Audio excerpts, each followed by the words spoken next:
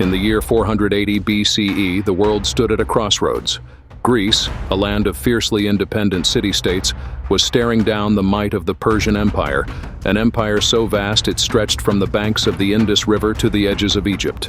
At its helm was Xerxes I, a king driven by two ambitions: vengeance for his father's defeat at Marathon, and the unrelenting desire to bring Greece under Persian rule.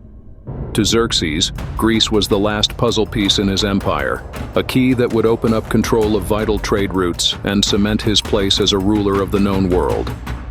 But Greece wasn't going to bow easily.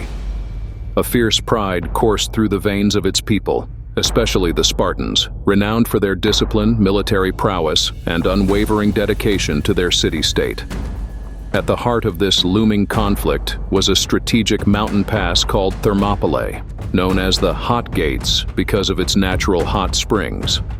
It was here, in this narrow corridor between the mountains and the sea, that a small band of Greek defenders would make their stand against the overwhelming force of the Persian army. Xerxes' army, a colossal and diverse force, was not just Persian. It was a tapestry of cultures and peoples: Egyptians, Babylonians, Medes, and even some Greeks who had been subjugated by the empire. The sheer size of the army seemed unstoppable, like a rolling tide. And yet, the Greeks were not without hope. Their strategy was simple but brilliant: funnel Xerxes' massive army into the narrow pass at Thermopylae, where numbers would mean little and Greek tactics could shine. At the forefront of this defense stood King Leonidas of Sparta, with his 300 elite Spartan warriors by his side. But contrary to popular legend, it wasn't just the Spartans who stood at Thermopylae. Leonidas had with him a larger contingent of about 7,000 soldiers, drawn from various Greek city-states: Thespians, Thebans, Corinthians, and more.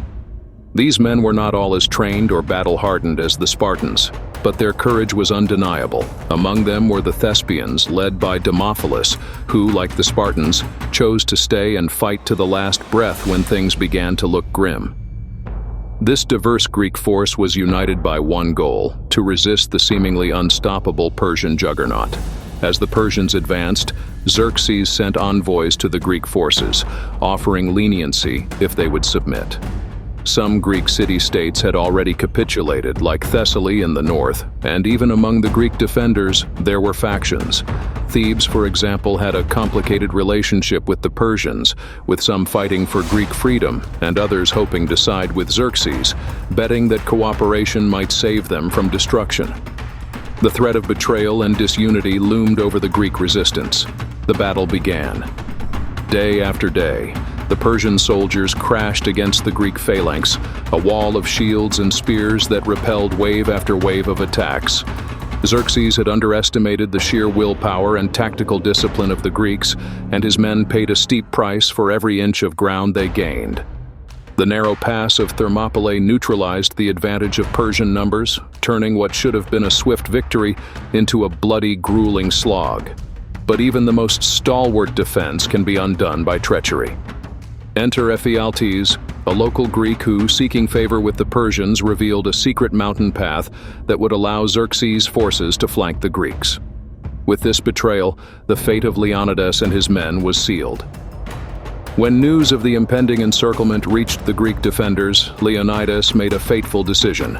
He ordered most of his forces to retreat, but he, his 300 Spartans, and a small contingent of Thespians and Thebans chose to stay, knowing full well they were marching to their deaths.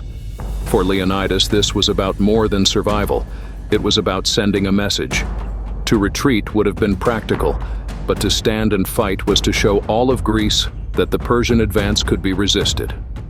The sacrifice of the Spartans, Thespians, and others would echo across the land, a rallying cry that would inspire the fractured Greek city-states to unite against a common foe.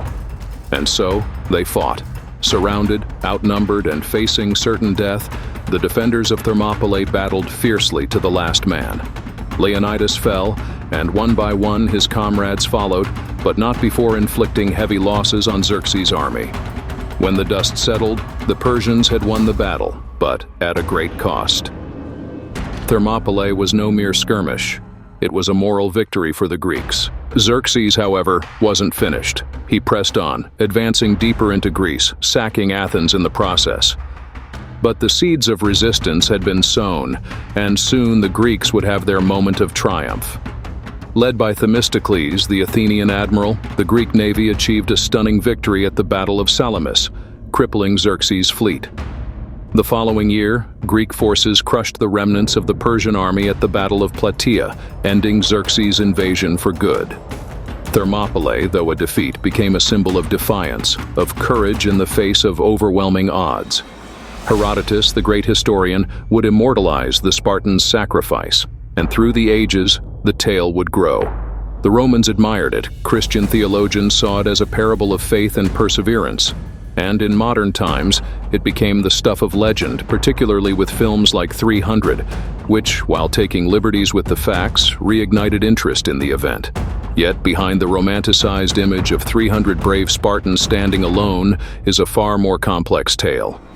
It's a story of politics, diplomacy, and internal Greek divisions. It's about a clash not just of armies, but of civilizations, with Greece's democratic ideals standing in stark contrast to the Persian model of empire. It's about the power of unity, of how a small, divided land of city-states could come together in the face of a common threat. The real legacy of Thermopylae lies in its deeper lesson, that sometimes, even in the face of insurmountable odds, courage and sacrifice can change the course of history.